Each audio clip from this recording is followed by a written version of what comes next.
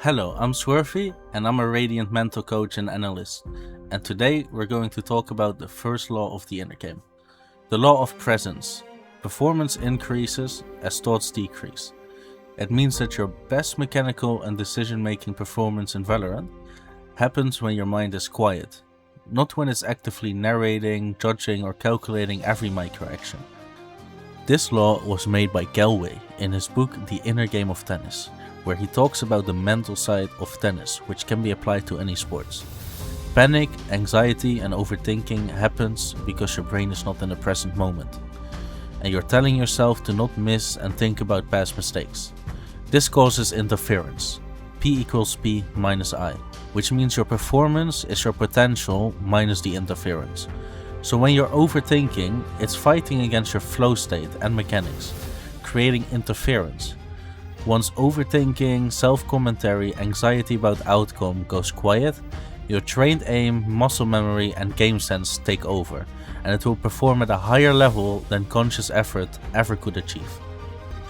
The best players aren't consciously calculating trajectories mid-fight. The aim becomes reactive or instinctive, only when they're present, instead of thinking through mechanics.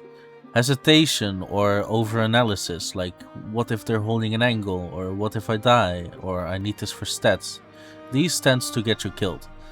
Committing without the mental noise usually wins you duels. Players choke, not from the lack of skill, but from too much thinking, replaying the score, imagining losing, narrating their own actions instead of just playing them. How to actually practice the law of presence is by these tips.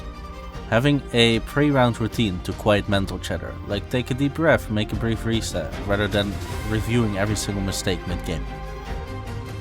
Treating in-game mistakes as neutral data, rather than identity-threatening events, since self-judgment is exactly the kind of thought that this law says degrades performance. And practicing non-judgmental awareness during aim training. Noticing a miss without spiraling into self-criticism. I'll be talking more about the 7 laws of the inner game, as well as free coaching tips and a bunch of lineups on my YouTube channel. If you want more exclusive coaching tips, make sure to join the Discord link in bio and don't forget to subscribe.